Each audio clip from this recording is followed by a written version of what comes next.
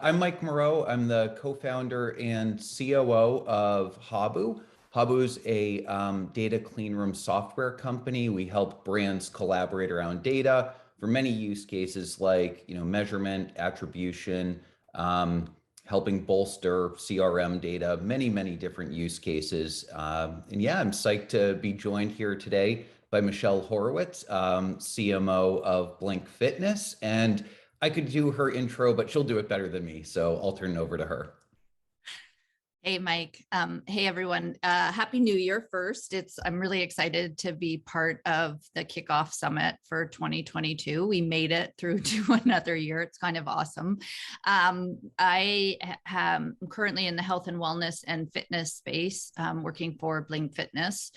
And prior to that, I had been in retail, starting in contemporary fashion with Diane von Furstenberg, and then Loft, where I created the third brand, the lifestyle brand called Lou and Gray. So it's been a journey, and definitely an exciting time to be in the fitness industry. Great. Well, thank you so much for talking with me today, Michelle. I'm really excited about the conversation. Start off maybe a little bit on the lighter side. Obviously, being part of the fitness industry, it's a big part of people's resolutions for the new year. Do you have any resolutions, whether it's personal or professional, for this year? Yeah. I think I've shifted away from the idea of resolutions. You're absolutely right.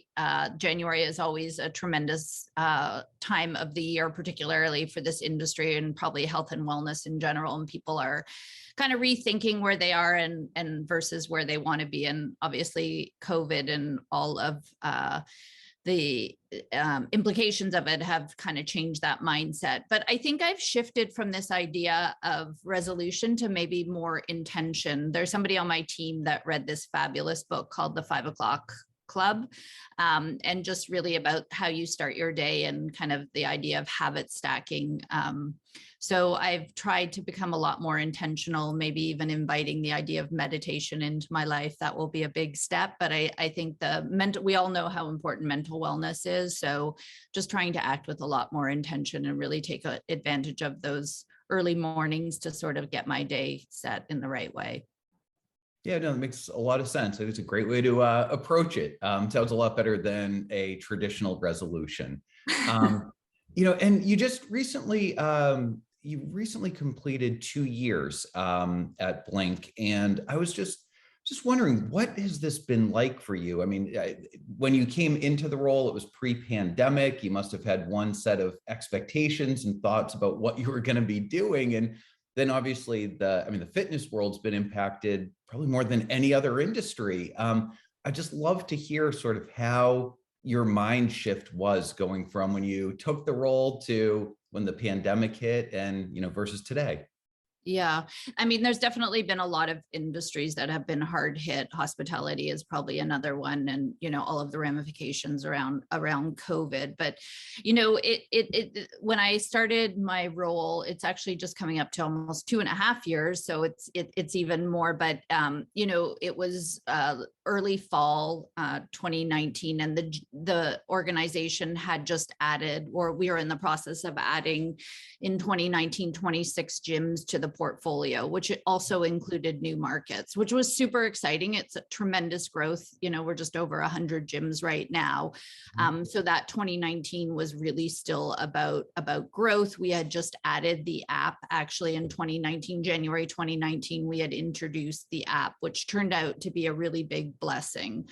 So naturally, to use a very overused word a lot, is that idea of unprecedented, and that gigantic pivot that happened in 2020 obviously changed the way we were thinking about everything and really upended our original plans. I think the priority of what we were focused on was really engagement of both our employees as well as our membership base. And that was really our big pivot within like 72 hours of closing all of our gyms in early 2020. Got it. Were there any any other big opportunities that came about? Obviously, the timing of your app was fantastic. But did any big opportunities come out of the pandemic for you? Yeah, I think there were a lot of opportunities that came out. Obviously, digital. The pandemic had really accelerated this industry into digital. We see it with a lot of new brands in the space, and we also just see it in how people now participate with their gyms by having something like an app. You mentioned that that we were fortunate enough to have an app that we developed in 2019, but we did something in additional within 72 hours of closing all our gym doors. We actually launched live classes, and we did that through Facebook, and we created this what we call Get Up and Blink, which we almost had close to it reached close to 2 million people during that time period, because it was important to stay engaged with our community and really to offer them the support that they needed. I mean, everything about everybody's life was being upended, and we wanted to make sure that they could lean on us and rely on us for having that. And then just, giving access to the app. We actually opened the app to everybody, membership wise, as well as anybody that wanted to download the app. We recognized how important it was to give access to this content. So that was a big jump for us. Yeah, wow, that's actually really innovative and interesting. A lot of fitness companies did make the shift to doing some online classes early in the pandemic, but I haven't really seen many make classes available for free or apps available for free. That's a really interesting approach. Could you maybe talk a little bit about how, with all this changing consumer behavior during this time, how you think about whether it be, member retention or equally important, new member acquisition? Has the way you think about that changed at all during these times? Yeah, I think we sort of thought about it in two steps, right? When the gyms started to reopen across the country, each geography had different timing, and the CDC and the local guidelines were different for every state and in some cases every city. So what our priority really became was about safety. Cleanliness was always sort of a lead for us, and we always spoke about it and enforced, really strict guidelines. So obviously we wanted to make people feel more comfortable, but we took a bigger step, and we actually developed 3 products to sort of relaunch the opening of the gyms. And those 3 products were on the app. We gave people a way to enter the gym without having any contact, so they could just use their app to swipe, so to speak. We also recognized people wanted to know how many people were in the gym, right? To feel comfortable around space, et cetera. So we offered the ability to see how busy was your gym. Was it 50% full, 60% full, 70% full, so that people could decide if they were comfortable with, how much traffic was. We also gave people the ability to book time to come to the gym, so make a reservation, so to speak. So, for our segment price value, that was a pretty incredible offering. And then the final thing is we recognized people weren't necessarily ready to come back to the gym in the same way. So we actually launched virtual classes, virtual PT classes, where you could get one-on-one guidance and be able to use it. But, the app became a really fundamental tool for that, personalized journey. We recognize that everybody's on a different kind of journey, whether you're a novice or you're sort of, you and I had talked a little bit, Mike. I know that you love the gym, and, it's an important place for you. And you had taken steps during the pandemic and now sort of are back into the swing of things. So, we recognize that everybody's on a different spectrum. And I think this app has really allowed us to be able to do that. I think one interesting stat for us is almost 80% of our member base has actually downloaded the app, which we think, could be a great tool, one for communication, but two, to help them as sort of a partner in their wellness journey. Yeah, I mean, that sounds like a fantastic way to adapt to the changing landscape. And I completely, that all resonates with me, especially that point about understanding when it's crowded versus not. I personally choose classes based on when I know there are going to be less people there, because I don't want to be that close to others during this time. So I think that's fantastic. And these are all great ways to add value to existing members and to retain them. as you think about new members, has it been more difficult to find new members, or are all of these moves that you've been making to improve things for the member base actually helped attract new people as well? Yeah, I think that we all sort of go on, different people have sort of different experiences on their health and wellness journey. I think, there are often the diehards that, are committed to the community and really being part of the gym process.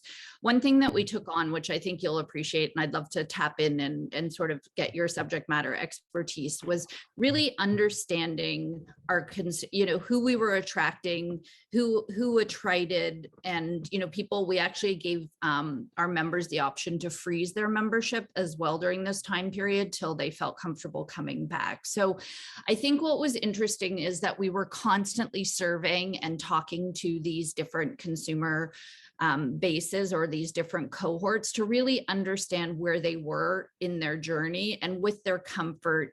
And what tools did they need to help them either get back or stay consistent in what they were doing? So I think those insights played tremendously as we sort of went back out. We're in the midst of sort of January, new year, new you, obviously a little bit tempered by the different variants, et cetera, but really understanding people's mindset. Because what we did learn, which was really interesting, which I think you brought up too, and I'd love to get your insights, is that people missed the equipment and the community and were really drawn to come back to that, or people that were, hadn't been to the gym and were considering coming to the gym were looking for that as well. So taking that information, it's really helping us attract or re-attract people that, former or new members. So this idea of data and really understanding how people feel and understanding where they're at has been really important. So I'd love your point of view,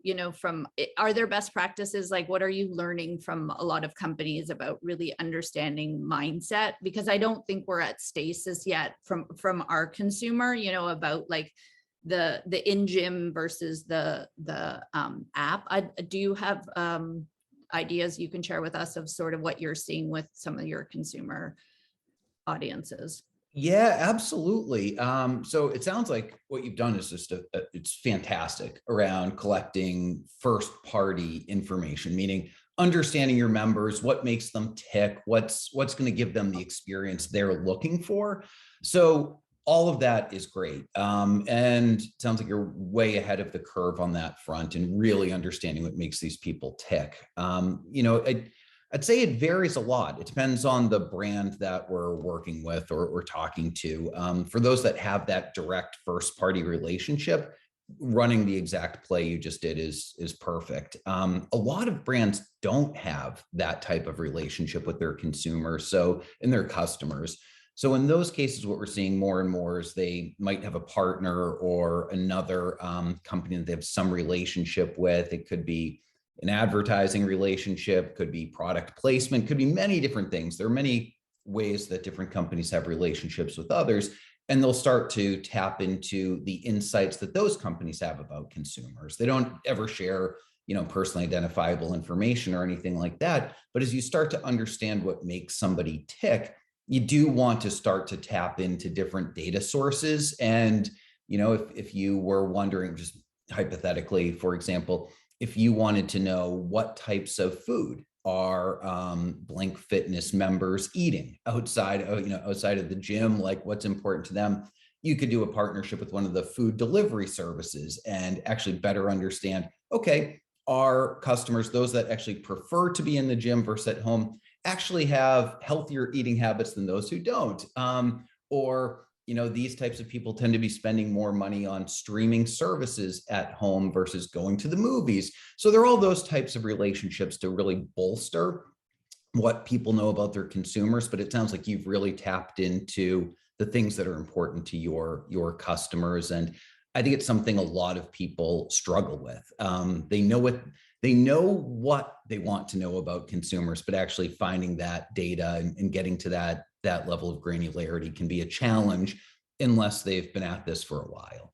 Yeah, that's like tremendously helpful because as we think about, kind of, I think attracting and then retention is also important. So it feels like having that additional information about, and really, because to me, that's all part of that personalized, really understanding your consumer mindset and making sure that their journey is what they're looking for. But that's really helpful. I also just kind of professionally grapple with all the changes that are happening around the cookie and what happens between Facebook and Apple. Is there advice that you can share as well, just with me that, I feel like it would be really helpful to this audience too, about like thinking about what we're up against as marketers as I sort of create my professional 2022 intentions. I'd love to hear just best practices around that as well. Yeah, I mean, I think everybody wrestles with this, but I mean, there are a lot of opportunities out there still. I think regulations, some of the changes from the tech giants certainly make it more difficult to collect anonymous, data and make targeting decisions, things like that. That's becoming a lot more challenging, and I think that's actually okay. When you have, great relationships with your first party audience and customers, like those changes don't really matter because you have that relationship, you have email addresses, things like that, so you can actually message to those consumers. Yeah, for new acquisition it definitely becomes a little bit more challenging, but the more you know about customers and the more you look at different types of analytics, like for example better understanding where the consumers you have today and the customers, like what do they look like? I don't mean at an individual level, just Right. persona wise, where do they Right. go? What media properties are they on? Those types of insights will help you go and find those people without targeting based on cookies, which I actually don't think impacts performance in a positive way anyway, just doing cookie based targeting. So I think the more that you're able to establish relationships with like-minded companies that are maybe even a different space. There are a lot of direct-to-consumer companies, for example, like athletic apparel brands, many different ones out there that have great insight, known consumer bases, and there are safe ways to collaborate with those companies and find people where they are. I think it's a much lower cost per acquisition going that way. So the more you understand them, the more you're able to find the right types of people within, like, let's say a Facebook, because they will allow you to target using data. They're just very strict about how you do it and go about it, but you can actually find a really targeted audience there. And even with some of the other platforms, Facebook is a good example, but also Google, Amazon Marketing Cloud, all of these companies have, with third-party cookies going away, they've stood up environments that are really very privacy safe. There's Amazon Marketing Cloud, Facebook Advanced Analytics, Google's Ads Data Hub. They'll give you the really rich insights that you need to be able to reach these consumers and still adhere to the ever-changing regulations and privacy concerns that are out there.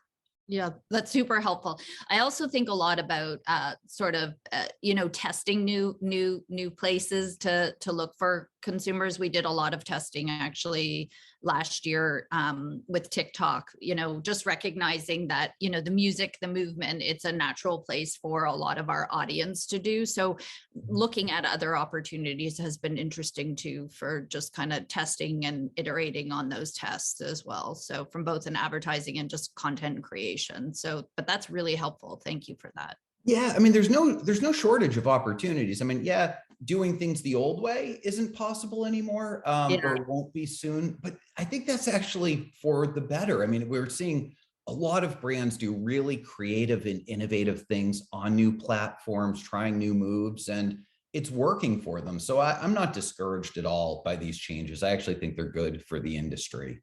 Yeah.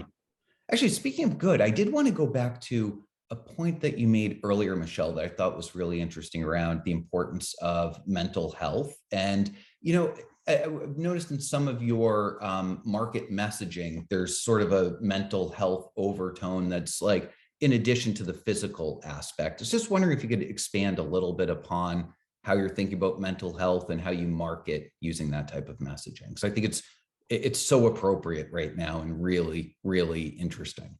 Yeah, thank you for picking up on that. It's interesting because what attracted me originally to this opportunity when I made the shift from retail was the brand ethos. And that was, they talked a lot about the gym for everybody, like shape, sizes, like doesn't matter where you are in your fitness journey.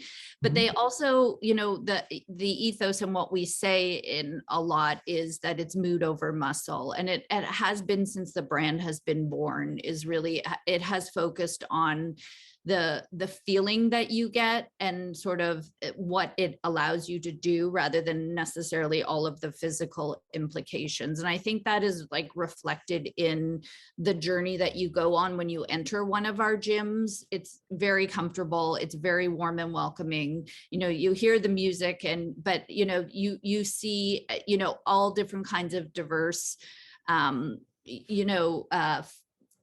body types, but like diverse people in how they appreciate the gym and where they go. And we've only ever used in all of our advertising is actual members, right? So the physical, who they are, what they stand for, what they believe in their exercise is all, what we show in all of our advertising. So we really live into this whole idea about the gym for everybody and, mood over muscle.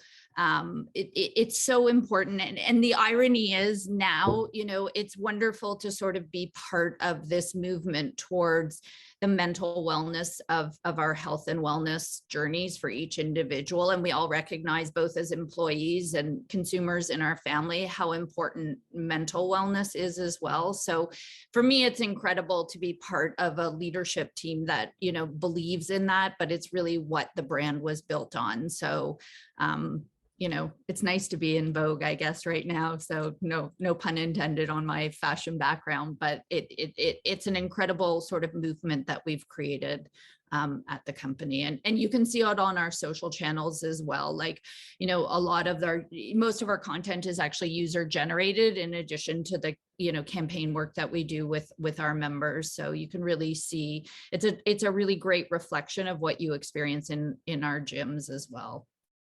Yeah, that's really interesting. And, I would think about loyalty and how that focus on mental health and wellness, I bet it will really keep people coming back. And as you think about like your digital content, clearly it's here to stay, you've invested in it. Does the whole mental health and wellness aspect play into maybe even some of the digital experiences as well?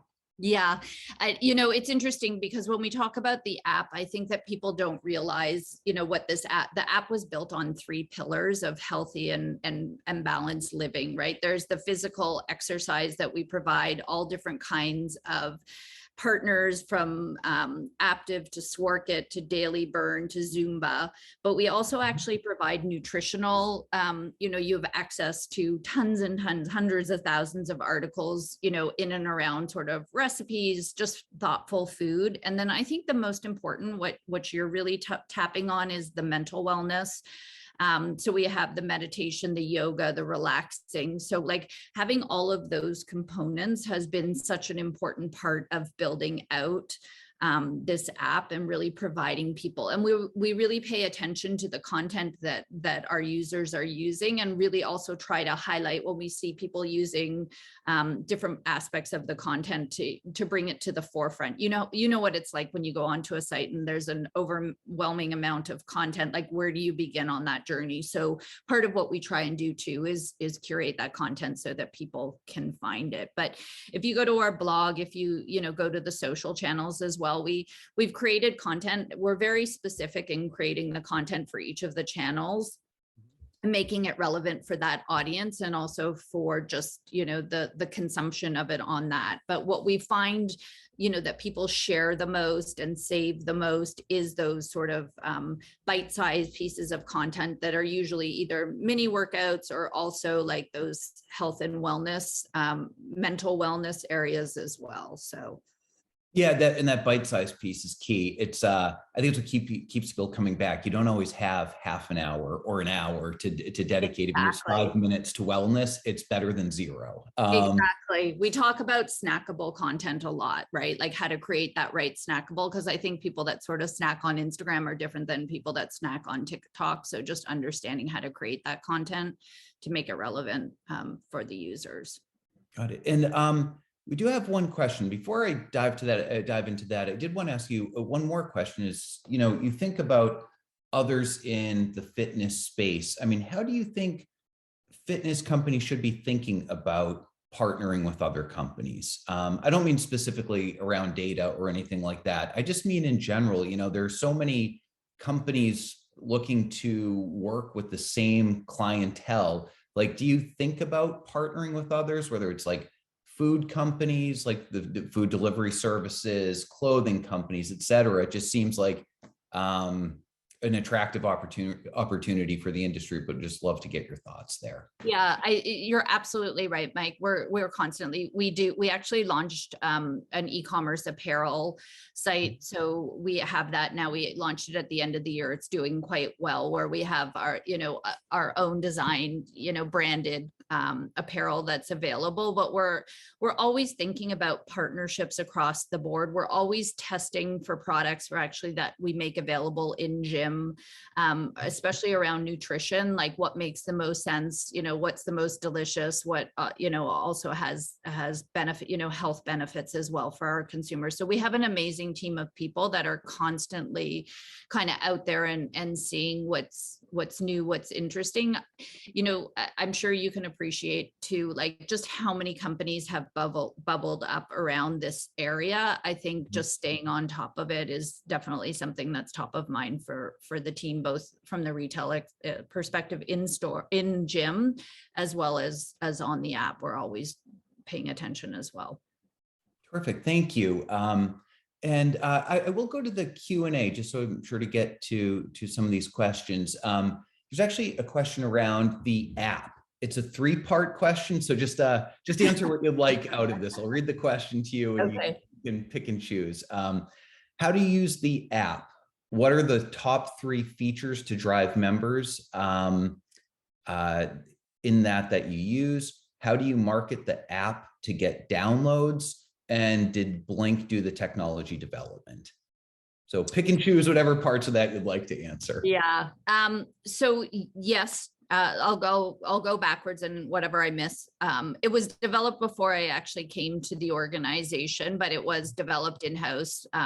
We worked, I think there were a few agencies that we worked on for the user experience, but it was developed in-house. We think about it, I guess, in pieces and parts when you think about the app and its benefits. The one, the key for us is having our member base download it as they become part of the process. So, initially we really encourage people to download it because there are the benefits, not only of the content that I talked about, but the things about information and communication that comes from us on the regular basis. So we actually find that members do tend to also use it as a vehicle for to interact with us. So as a communicator, it obviously is a very efficient and effective way for us to speak to our member base, whether it's something as simple as, the gym is closing early, or, a new announcement about a CDC regulation or something like that. Like the app is a great vehicle for us to have that relationship. I also think where we are on our journey as well to creating that personalized experience for each kind of cohort or level of fitness. So a different experience for an advanced versus a novice. So we're sort of early days in thinking about how we create content for that as well. So And then we on the regular, less so, but we do some work on display, sort of top of funnel, about kind of letting people know that the app exists. But I think it's part of the sort of gym sign up process, as well as the online sign up process, that we're encouraging people to download the app. We have a newsletter that goes out on the regular too, that just continues to highlight the benefits of having that app. I think it's interesting, just from sort of stepping back, is that I don't think we're at that new stasis about what is sort of the digital and the retail, and how those worlds kind of come together, and how each individual is going to adapt it for their needs. But I think this idea of really understanding the individual as much as we can, and what they're looking for, and being able to try and, personalize it, is really an important part of where we're going in 2022. Does that help? Did I miss anything of the? No, you got it all. You got it all. And that, a lot of what you just said really resonated with me, because I've seen a lot of other fitness companies use third-party apps, which, then the app, like, personal relationship really ends up being controlled by that third party, because that's where they go all the time. And then even for announcements, for the things you mentioned, like new guidelines and class cancellations, they just rely on social channels, which, again, you're being somewhat disintermediated between the consumer. So I think that strategy is really going to pay off in the long run, and owning that consumer and having them come to your own app. I think that was a fantastic investment. Yeah, thank you. I think feedback too, like we talked a little bit about the surveying, but we're always trying, we pay attention to the ratings that we get on the app, and, we have an incredible product team that is constantly thinking about how to make it better and more thoughtful for the consumer. Terrific. And then, finally, we are here talking about setting the stage for 2022. What are your 3 big priorities this year, for Blink? Yeah, I think we're still building as a brand. We had gym openings. We have another gym opening coming up actually next week. So, there's a lot of growth still on the trajectory, and part of that is building brand awareness. We grew out of the Northeast, and so we continue to sort of expand into these new markets and really want to focus on brand awareness.